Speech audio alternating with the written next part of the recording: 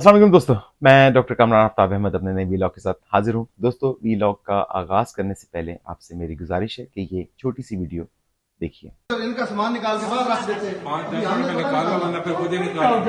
मैं तो जाऊंगा।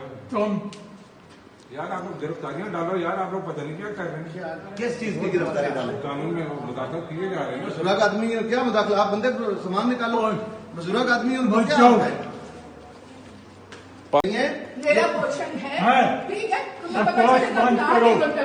है। सारा कुछ ठीक है, आप नीचे जाएं। आपका ये पोर्शन नहीं है। नहीं तो बस प्लीज से बंद बात करो। करो। आप भी बच्चे नीचे जाएं। नहीं जाना लगा चीजें नहीं हमने करनी, हम चीजें करके जाएंगे। निकालें या फिर नीचे जाएं। तो कर देते, आप ऑर्डर दिखा देना। ऑर्डर है तो हम आए हैं ना। तो फिर दिखा दे। अच्छा मैंने साहब थोड़ा सा तामल है। तामल से काम लें। बुजुर्ग शहरी हैं, हम आपकी इज्जत करते आप हैं। बुजुर्ग नहीं है, आप बुजुर्ग शहरी हैं, हम आपकी आप इज्जत बुजुर्ग नहीं है। आपकी इज्जत करते हैं। मुझे आगे दिखाओ, ऑर्डर हम हैं तो आए हैं ना। मुझे दिखाओ, कानून है। ब्रिगेडियर साहब, आप मुझे शहरी हैं, बुजुर्ग हैं हमारे, आप जाएं। मैं कहता हूँ मुझे आगे दिखाओ। ऑर्डर है तो हम आए हैं ना। किसने देखने हैं? बताएं किसने देखने हैं? मैंने ऑर्डर दिखाए ना, क्यों ये नहीं देखें। दिखा रहे? दिखाए, इधर आ जाए, तस्वीर अच्छा, दूसरे भी दे ऑर्डर आपको तस्वीर दे देता हूँ। हाथ में दिखा इधर आना, देंगे। आप फाड़ देते हो। आपका क्यों इनका फाड़ेंगे? क्या हम है? पागल तो नहीं अच्छा है। ये ऑर्डर भी आया, मौसम भाई ने भेजे 10 तारीख तक नहीं कर सकते। वो और है, आपने रेट आउट किए। अच्छा, आपने अभी नीचे जाना है कि नहीं? मैं भी नहीं इन सबको उठाओ, साथ ले चलते थाने में। चलो ले जाओ। गड्डी वाले को बुलाओ। दोस्तों, मेरा नज़रिया ये है कि दुनिया में शरीयत की तकमील के बाद मफाकात अमल नहीं होता, और मुझे यकीन है कि आप में से शायद ज़्यादातर लोग इस बात से इत्तेफाक ना करें, जो कि आपका हक भी है। मेरा नज़रिया यह है कि मफाकात अमल शरीयत मोहम्मदी की तकमील होने से पहले था, जब मुख्तलिफ अक़वाम ने अपने वक्त के अंबिया की नाफरमानी की और इन्हें खुदा की जानिब से अजाब का सामना करना पड़ा। इन अक़वाम के लिए आखिरत में भी सख्त सज़ा की नवीद है, लेकिन शरीयत मोहम्मदी की तकमील के बाद शायद इस ज़मीन पर किसी कौम पर अजाब नहीं आएगा और लोगों को इस जज़ा और सज़ा मरने के बाद ही दी जाएगी। हाँ, दुनिया में खुदा हमें इम्तिहानों से ज़रूर गुजारता है, जो कि कभी अच्छी सेहत और कभी बीमारी, कभी औलाद का होना और कभी बे औलादी, कभी दुनियावी माल की ज़्यादती और कभी दुनियावी माल की कमी वगैरह की सूरत में हो सकते हैं। दोस्तों, इस वीडियो में जो बुजुर्ग शख्स आपको नजर आ रहे हैं वो हैं ब्रिगेडियर इम्तियाज अहमद उर्फ ब्रिगेडियर इम्तियाज बिल्ला। कभी इनकी एक चुटकी पर हुकूमत गिर जाया करती थी।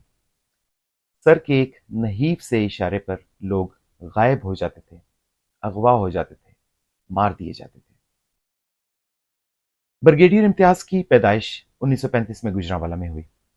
उन्होंने मैट्रिक के बाद military college of engineering Risalpur से सिविल इंजीनियरिंग की डिग्री हासिल की और पाक फौज की इंजीनियरिंग कॉर्प में 1960 में बतौर सेकंड लेफ्टिनेंट अपने करियर का आगाज किया। खूब शक्ल तो शुरू से ही थे, मजीद ये कि इनकी आंखें कुदरती तौर पर सब्ज या हरे रंग की थी, इसलिए दोस्त अहबाब और बाकी लोग इन्हें प्यार से बिल्ला कहकर बुलाते थे और फिर इसी नाम से इन्होंने शोहरत भी पाई। 70 की दिहाई के आखिरी सालों में उन्होंने ISI ज्वाइन कर ली और वहां इन्हें कोड नेम बिल्ला ही दिया गया।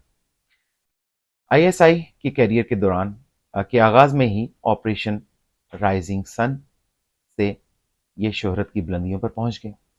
ISI सर्विस के दौरान इन्होंने करियर का तवील अरसा सूबा सिंध खसूसन कराची में गुजारा और बहुत सारे कामयाब ऑपरेशंस की सरबराही की और उन्हें मुकम्मल किया। 80 की दिहाई के आखिर में इन्हें ISI के पॉलिटिकल विंग की कमान दे दी गई। इसकी वजह यह थी कि पाक आर्मी की आला कमान ये नहीं चाहती थी कि पाकिस्तान पीपल्स पार्टी इक़्तिदार में आए, और अगर वो इक़्तिदार में आ भी जाए तो इनकी हुकूमत को जल्द से जल्द गिरा दिया जाए। खैर, पीपल्स पार्टी के जनरल नसीरुल्लाह बाबर, जो उस वक्त वजीर दाखिला थे, उनकी मुदाखलत के बाद ब्रिगेडियर बिल्ला को इस पोजीशन से हटाकर इंजीनियरिंग कोर्स में वापस भेज दिया गया। لیکن در پردہ انہوں نے انٹیلیجنس بیورو یعنی کہ آئی بی جوائن کر لی، اور وہی کام جو آئی ایس آئی میں رہ کر کرتے تھے وہی کام اب آئی بی میں رہ کر کرنا شروع کر دیا۔ 1989 میں ان کی ایک آڈیو ٹیپ منظر عام پر آئی جس میں بریگیڈیئر بلّا اور میجر عامر خان کی گفتگو ریکارڈ تھی کہ کس طرح پیپلز پارٹی کی حکومت کو گرایا جائے اور پاکستان مسلم لیگ کی حکومت قائم کی جائے۔ اس ٹیپ کے لیک ہونے کے بعد انہیں ملٹری سروس سے تو فارغ کر دیا گیا، لیکن اس وقت پنجاب کے وزیر اعلیٰ میاں نواز شریف صاحب تھے جنہوں نے ان کی خدمات کے عوض انہیں اپنا ایڈیشنل چیف سیکرٹری رکھ لیا۔ 1990 میں نواز شریف صاحب وزیر اعظم پاکستان بنے تو بریگیڈیئر بلّا کو ایک دفعہ پھر director general of intelligence bureau یعنی کہ آئی بی کا ڈی جی بنا دیا گیا۔ 1992 میں نواز شریف کی گورنمنٹ ختم ہوئی تو ان کی گورنمنٹ ختم ہونے کے بعد انہیں ایک دفعہ پھر گھر جانا پڑا۔ 1997 میں نواز شریف دوبارہ حکومت میں آئے تو بریگیڈیئر بلّا 62 سال کے ہو چکے تھے۔ اس دفعہ انہیں پاکستان کے پہلے private T V channel N T M کا چیئرمین بنا دیا گیا۔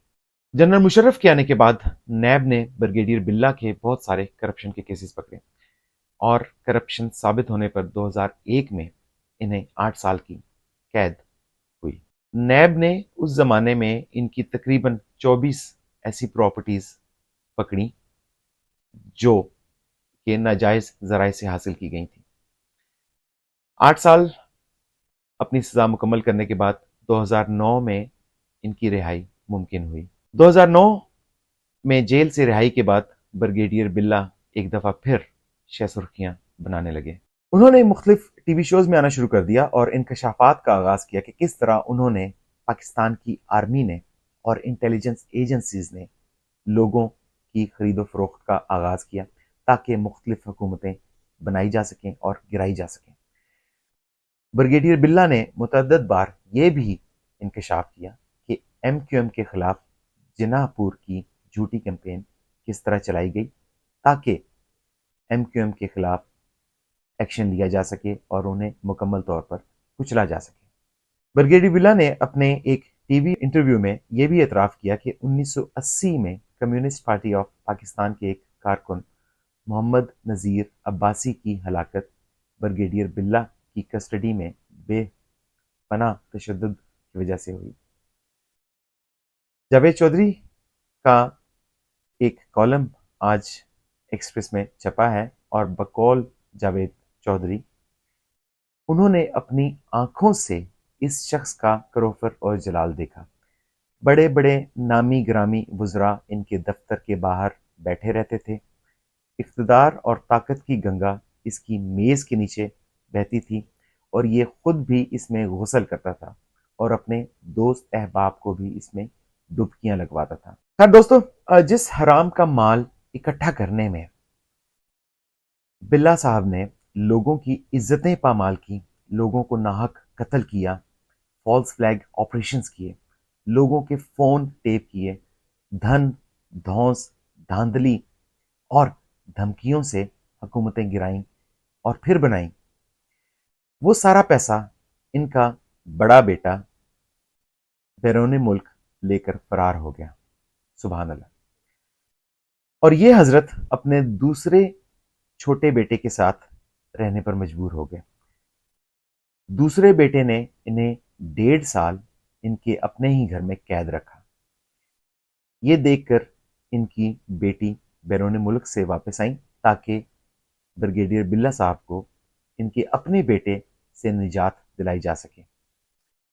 پھر اس بیٹی نے ان کے ساتھ اسی گھر میں رہنا شروع کر دیا، لیکن قسمت کا کیا کہیے کہ بریگیڈیئر بلّا صاحب نے اپنا گھر پہلے ہی اپنے چھوٹے بیٹے کے نام کر دیا تھا، یعنی کہ اس بیٹے کے نام جس نے انہیں 1.5 سال قید میں رکھا۔ تو چھوٹے بیٹے نے ان سے اپنا گھر خالی کروانے کے لیے کورٹ سے آرڈر لیا اور پھر پولیس ان سے گھر خالی کروانے آ گئی۔ پروگرام کے آغاز میں आपने जो वीडियो देखी, ये वीडियो इस वक्त रिकॉर्ड की गई जब पुलिस वाले इनको तकरीबन धक्के मारते हुए इनके घर से निकाल रहे हैं, और अब तक की इतलात के मुताबिक ये उस घर से बेघर हो चुके हैं। दोस्तों, टोर तो फिरौन की भी बहुत थी, नमरूद की भी बहुत थी, और हिटलर की भी बहुत थी। खुदा ने इनके लिए आखिरत में जो मुकाम रखा है उससे कता नज़र तारीख इन कैरेक्टर्स को किन अल्फाज में याद रखती है, आप बखूबी आगाह हैं। ब्रिगेडियर बिल्ला भी अपने दौर के फिरौन थे, हिटलर थे और हाफिज साहब थे। अब मुझे नहीं पता कि क्या ये मफाकात अमल है या ब्रिगेडियर बिल्ला का इम्तिहान, मुझे ज़रूर बताइएगा। वीलॉग का इख्तिताम हबीब जालिब की एक नज़म से। तुमसे पहले वो जो एक शख्स यहाँ तख्ते नशीं था, इसको भी अपने खुदा होने पर इतना ही यकीन था। कोई ठहरा हो जो लोगों के मुकाबिल तो बताओ, वो कहाँ हैं कि जिन्हें नाज बहुत अपने तईं था। आज सोए हैं ते खाक ना जाने यहाँ कितने, आज सोए हैं ते खाक ना जाने यहाँ कितने। कोई शोला, कोई शबनम, कोई महताब जबीं था। बिल्ला साहब, आपके लिए ये शेर। अब वो फिरते हैं इसी शहर में तन्हा लिए दिल को, अब वो फिरते हैं इसी शहर में तन्हा लिए दिल को। एक जमाने में मिजाज इनका सरे अर्शे बरी था। छोड़ना घर का हमें याद है जालिब नहीं भूले, था वतन ज़हन में अपने कोई ज़िंदा तो नहीं था। अस्सलाम वालेकुम।